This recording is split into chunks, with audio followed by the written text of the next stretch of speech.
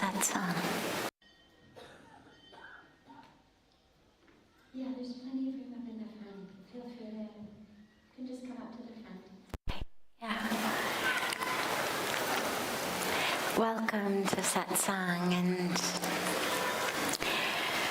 welcome to actually our last satsang for the. We won't be having it in this form. We'll have satsang in other forms, but we won't be having it in this form during Yoga Festival, because right after the Arati we have special music performances every evening.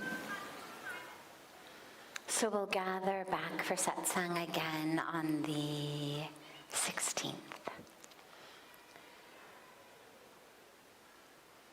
And a happy International Women's Day.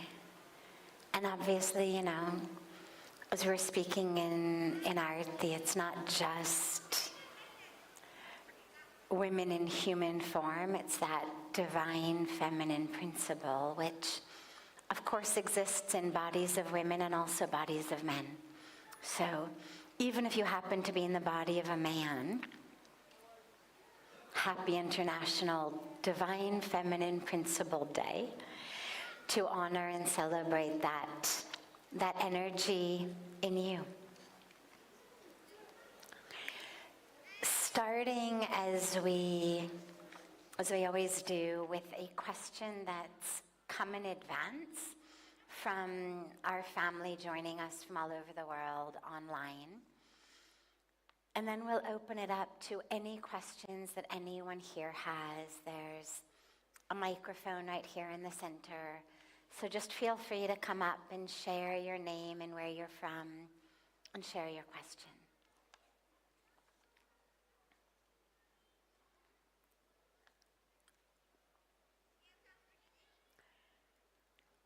How does one discern the presence of God in your life?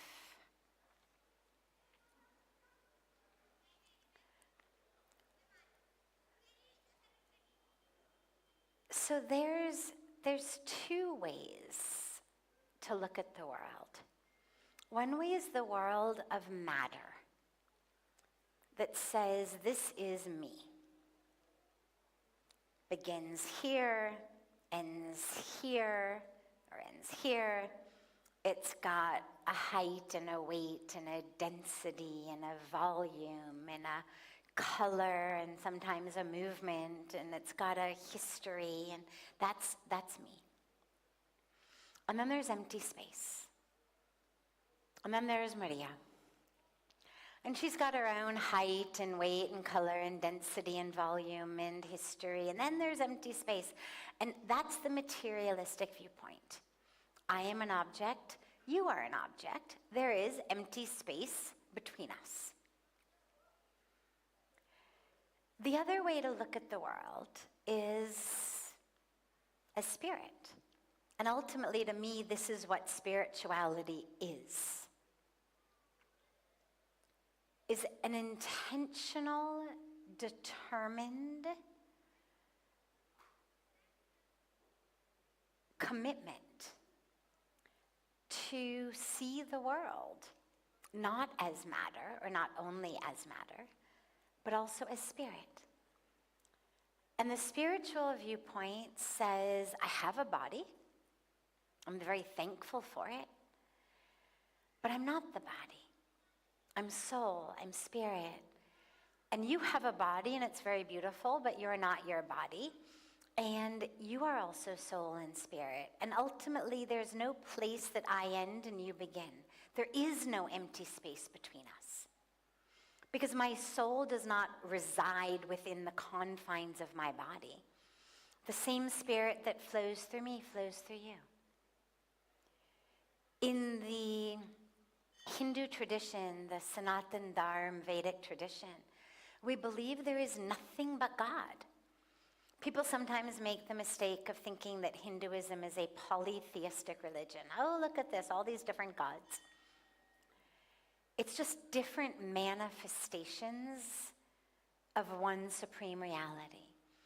But when people understand that, then a lot of times they say, oh, so you're a monotheistic religion.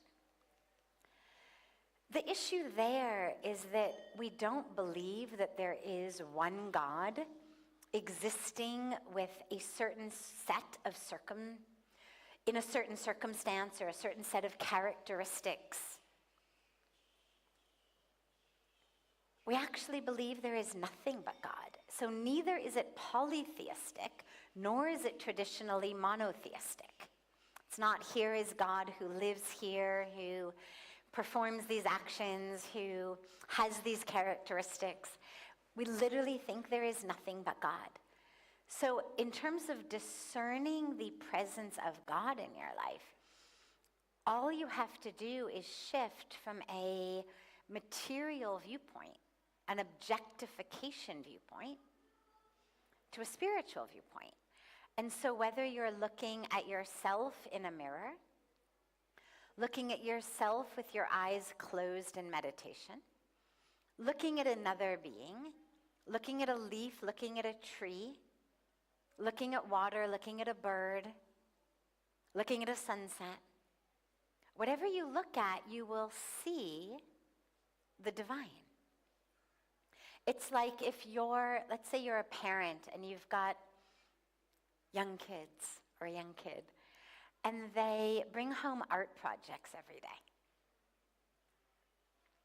And somebody who was not the parent of that child might look at the art project and say, that's just scribbles on a piece of purple construction paper, like it's nothing.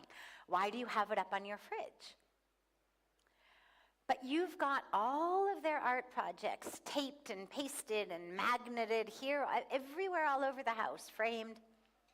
Because in each art project, whether it's a sculpture, whether it's painting, whether it's drawing, whatever it is, you see the artist in the art. Other people look at it and they're like, this is just scribbles, it's nothing. But to you, you love it because you love the creator. And you see that artist in whatever they bring home, whatever they make. And in the same way, we look at the creation and see the creator. And if you love the creator, by any name, any form, it doesn't matter,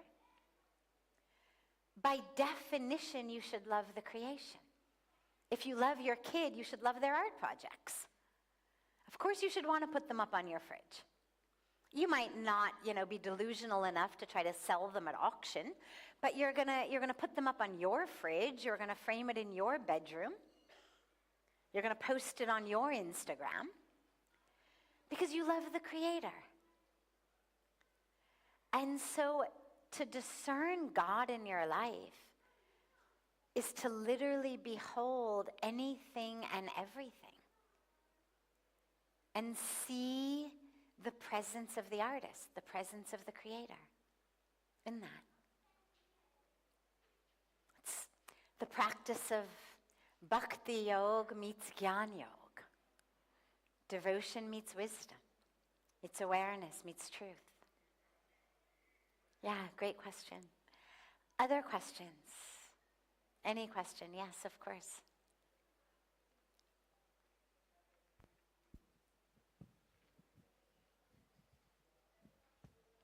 Pranam Sadhviji. My name is Mukund and I'm from Noida. So day before yesterday, you were talking about a spiritual suit, how to protect yourself, like by wearing a spiritual suit. So I was wondering, I feel that I get affected very soon by others' behaviors or words. Even sometimes when they don't intend to hurt me, I get affected. Like say someone doesn't reply or someone doesn't pick up the call, just to give you a very trivial example. Of course. So how to not be affected? And I have another question, if I may. Great, yeah. So, how to not get offended? It's a beautiful psychological and also spiritual lesson. Very simple. It's not about you.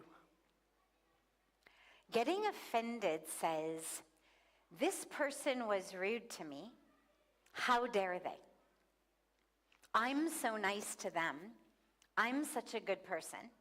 I do everything for them. I've done this, and I'm like this and that, and look at how they treated me. How dare they? It's not right. What you're assuming there is that their words and their actions are about you. And they're not. Everybody is here living their own karmic journey. Raise your hand if you've ever woken up in the morning and said, I know what I'm going to do today. I'm going to insult that person.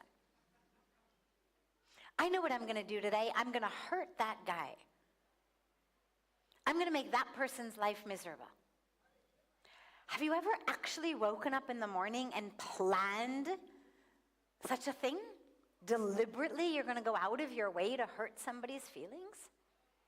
Of course not. But it happens. Every one of us at some point in our life has hurt someone else. Every one of us at some point in our lives has had someone else say about us, oh my God, that was rude. And if not, then it means that you are living just a little too much worried about what other people think. Because even when we are living with as much integrity and compassion and spirituality as we possibly can, unless we are moving through the world with one agenda and one agenda only, which is people should like us, other than that, if you are just moving through your world to the very best of your ability, anchored as much as you can in love and compassion and truth and dharma, you are not wasting every second worried what other people are thinking, then I guarantee you at some point in your life somebody has said that person is rude. That person is obnoxious. Because it happens. It happens to all of us.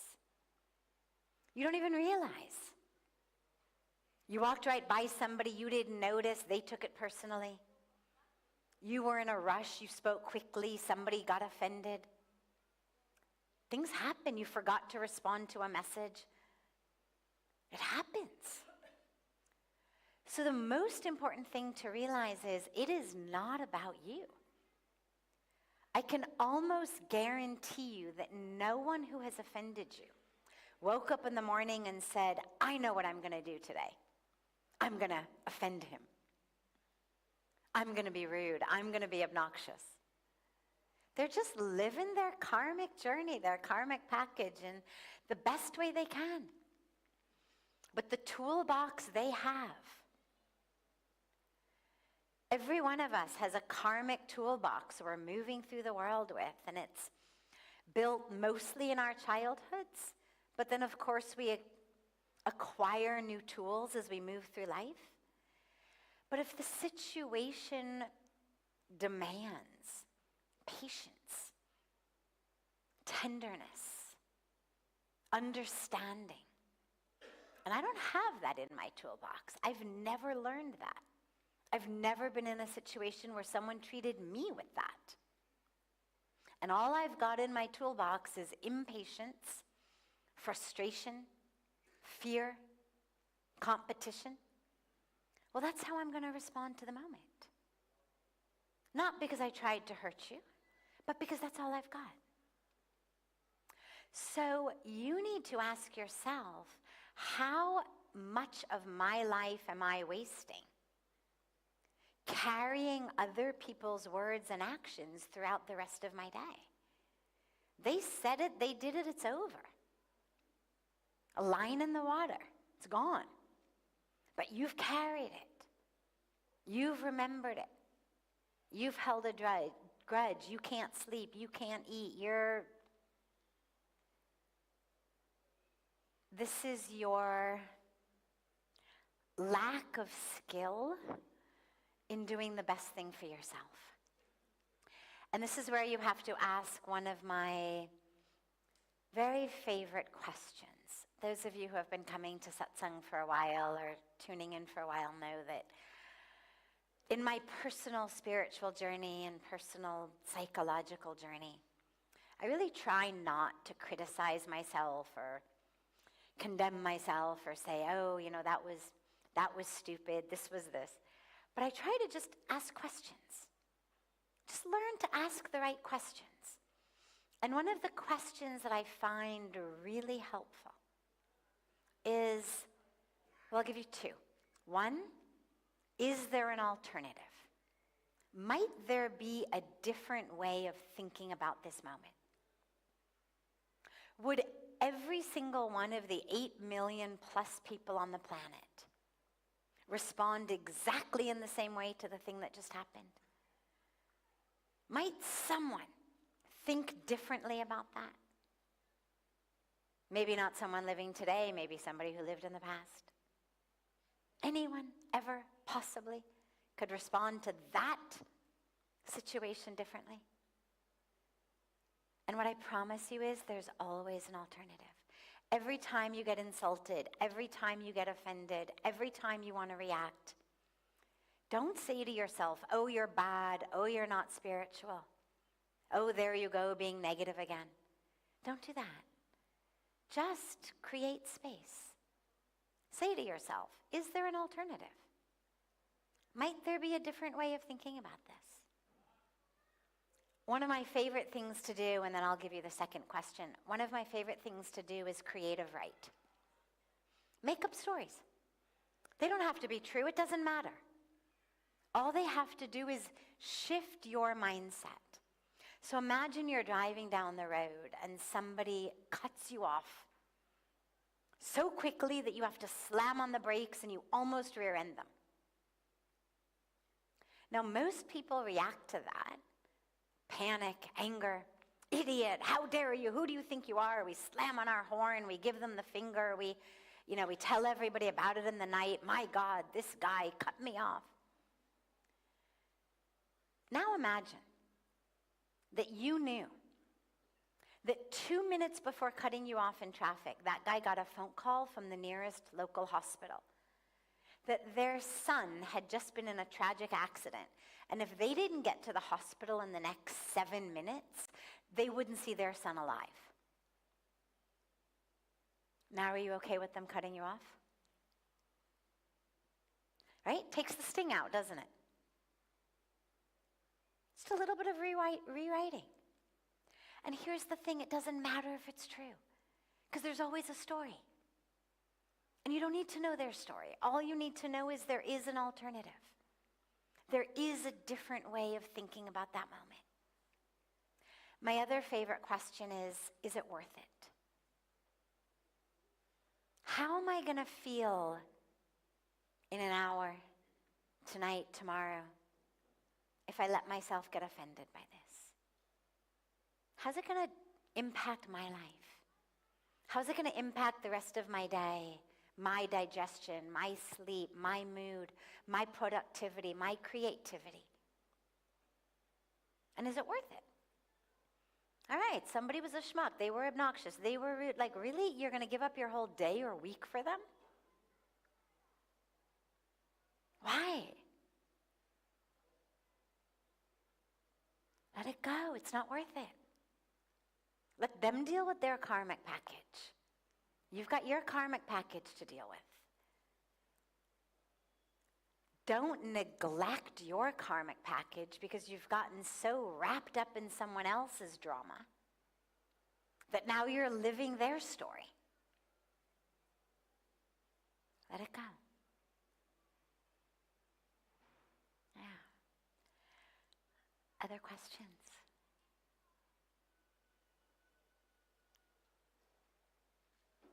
Yes.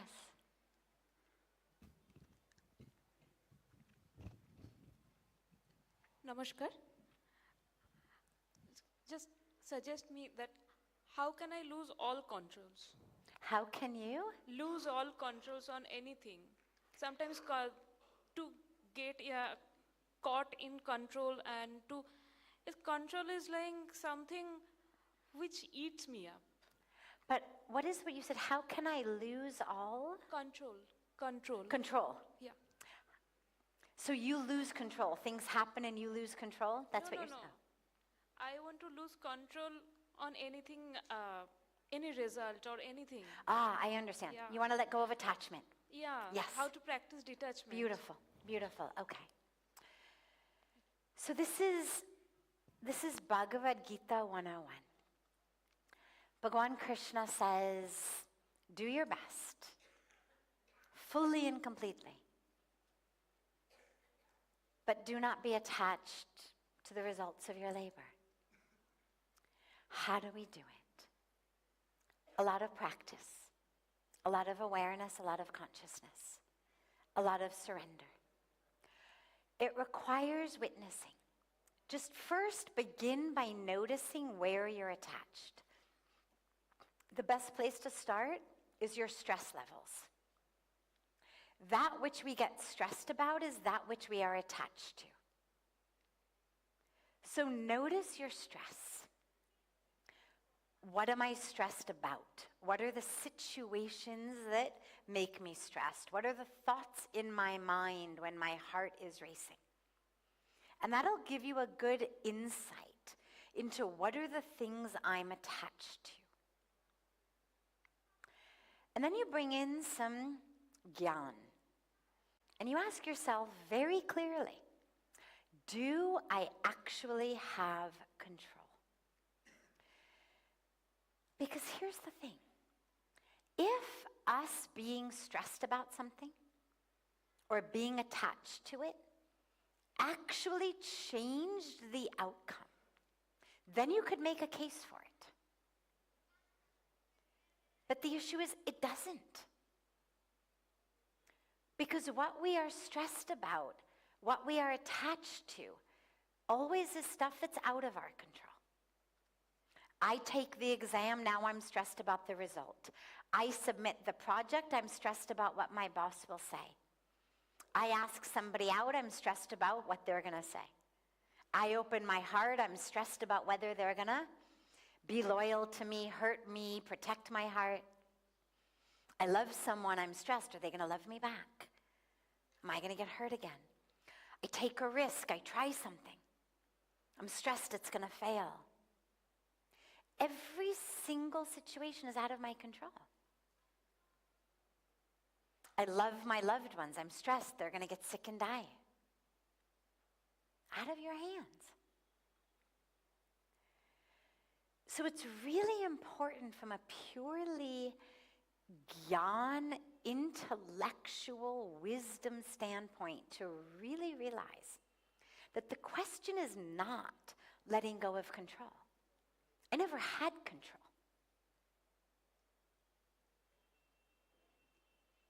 You're letting go of the illusion of control. If you actually had control over some of this stuff, then you could have a debate on whether it's worth a little bit of stress. But you don't. You are stressed for absolutely no reason because your stress has no impact on it and in many cases just makes the situation worse. Not only does it ruin you, but it actually in many cases makes the thing that we are afraid of more likely to happen. I'm afraid I'm going to get sick, so I'm stressed. Well, ask any doctor. Stress actually makes you more likely to get sick. I'm stressed this person I love isn't going to love me back. Well, who wants to be around somebody who's stressed all the time? So your stress actually creates a situation where they're less likely to love you back. You do some piece of work, you're super stressed, the boss isn't going to like it. Well, when you present it, if you can't even speak properly because you're so stressed about it, chances are it's not going to impress anybody very much. So literally your stress ends up in so many cases creating the very circumstance you don't want to happen. At the very least, all it is a complete and total waste of time and energy. So you are not relinquishing control, you're relinquishing the illusion of control. And that's a really important thing to realize first. And then you ask yourself this same question of, is it worth it? Is being stressed worth it? Is it achieving anything for me? Is it helping me in any way?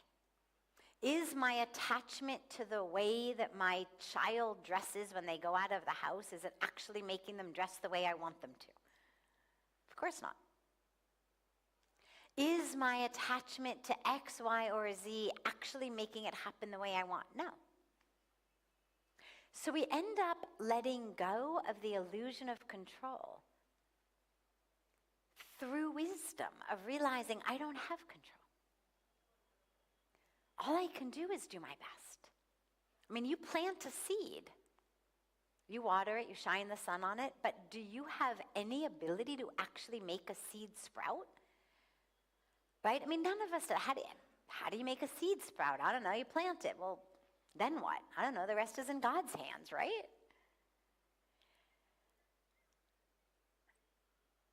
It's all in God's hands. You do your role. Plant the seed. Water it, shine the sun on it. Plant it in a place that gets sunshine. And then you let it go. It's actually the only intelligent thing to do from any perspective you see. And the moment you realize that, you'll start doing that. It doesn't mean you don't care.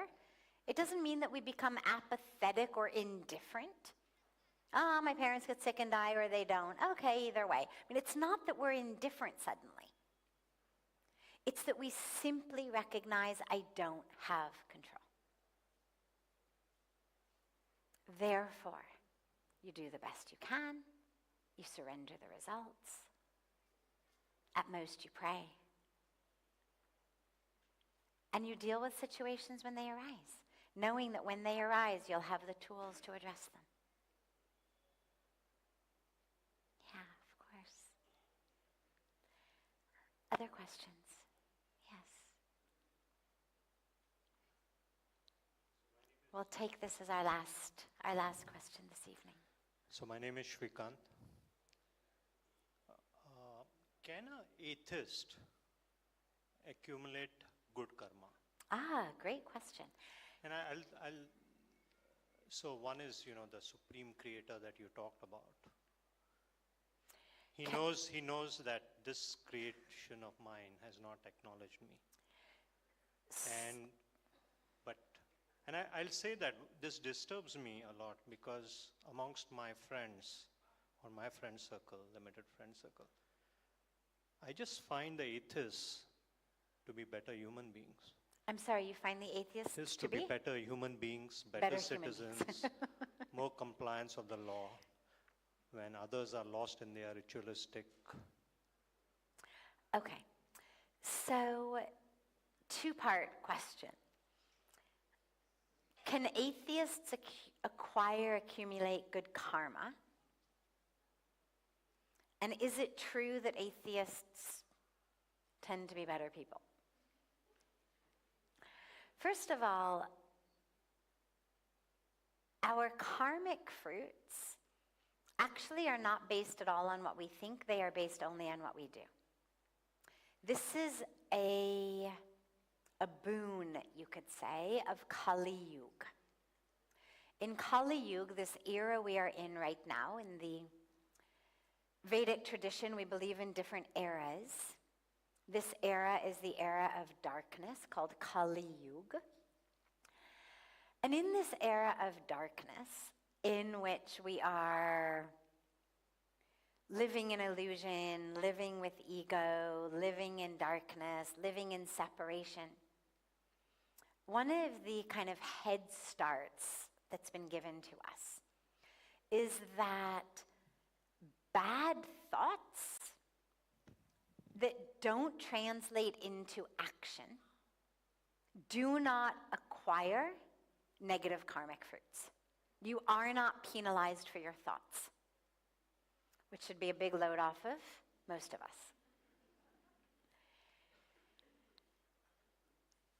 However, very frequently our thoughts do translate into action, which is why it's so important to watch your thoughts, but you are not karmically penalized for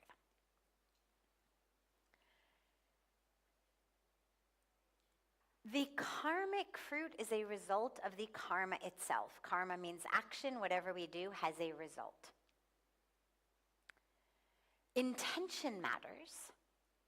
So it's not just the action. I mean, if one person takes a knife and stabs it in somebody's chest, they could get very bad karmic repercussions. Another one could get very good karmic repercussions if they happen to be a doctor performing open heart surgery. Intention matters. Circumstance matters. Situation matters. Stealing is wrong. And yet, morally, ethically, karmically, somebody's stealing food to feed their starving family after they have tried every which way to make money. Who'd really penalize them for sticking a loaf of bread under their jacket to save their mother's life or their father's life? So circumstance matters, intention matters. But ultimately what matters the most is the action itself. So whether I'm doing a good action because I think it is a good thing to do, because I have compassion and caring and love and generosity, morals, values, ethics, or I'm doing it because my religion says to do it and I believe that God has given us commandments to do it, doesn't matter. Either way, they're both good reasons for doing something. So you're going to get the same karmic repercussions. Absolutely, atheists get just as good karmic fruit as people who are religious. Now, are they better people? I don't think so. I don't think they're worse people by any means, but I don't think that they're better people. I do understand your point about the way that they live, being more rule-following, law-abiding, generous, etc. Lots and lots of bad actions get written off in the name of God. There's a lot of situations throughout history where it would have actually been nice if certain people were atheists and didn't have God to blame for their actions. Didn't have the excuse to fall back on God told me to do this, or God's gonna reward me for doing this. But those are a tiny minority, and their version of God is at best a perverted version of God. So it's not religion that made them do it, it's religion that has been co-opted by them in their perversion to give them an excuse for doing the wrong action. Many, many, many people do beautiful actions in the name of God. But I think you've raised a really important point, which is you don't need to believe in God to do the right thing. So if you don't believe in God, that's okay. There's no rule that you have to believe in God. I would certainly suggest, if you don't, that you just open your eyes wide to the exquisite creation. I mean, for me, honestly, aside from the personal spiritual experiences of God that I've had, it's actually the scientist in me that makes me believe in God on much more of a regular basis. You see a sunrise, you see a sunset, you see a gorgeous nebula that, NASA has posted online. I mean, that to me, you think, really? Random? There's an artist here. There's a creator here. I believe that. When I look at the exquisiteness of the creation, it is inconceivable to me that there is not a creator, an artist, a capital K knower, a capital P planner, whatever word you use, whether it's the exquisiteness in beauty or the exquisiteness in the perfection of it. I mean, think about it. You throw a packet full of, jujubes or licorice or whatever it is in your mouth, and your body turns it to energy. Like, it's not even food. And And your body turns it to energy and secretes that which it doesn't need. I mean, it's miraculous. No invention that has been created, from the airplane to the mobile phone, I mean, there is nothing, no matter how high tech, to a rocket ship, that even comes close to the technologic brilliance of the human digestive system. Randomly, I don't believe it. Neither the spiritual person in me nor the scientist in me. So if somebody said they didn't believe in God, I would simply encourage them to kind of look at the universe in a different way. They don't have to believe in God with a certain set of characteristics or that looks a certain way or is called a certain thing. But having an awareness of and a connection to something that is beyond, bigger, more, deeper, higher, eternal, infinite, not only feels absolutely right to me on just a scientific level, but it also makes life so much more beautiful. It makes the journey of life so much deeper, richer, more, for me. But, you know, I know a lot of atheists, as you've mentioned you do, who are beautiful people, live beautiful lives, and just don't believe in God. That's okay. Pujya Swamiji always says, he says, don't worry if you don't believe in God. God believes in you.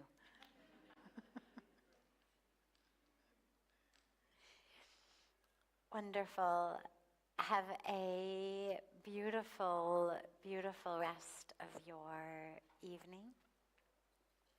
A beautiful morning and day to our family joining from online all over the world. As I mentioned in the beginning, but for those of you who may have come in late, we will not be having satsang for the next week due to our International Yoga Festival. If you are not registered for the festival and you'd like to, by all means, registration is still open. Otherwise, every evening after the Ganga Aarti, we have a beautiful musical performance on the banks of Ganga. It's open to everyone anyway. So feel free to join us for that. And then we will start satsang up again after the yoga festival on the 16th. And so much love to you all.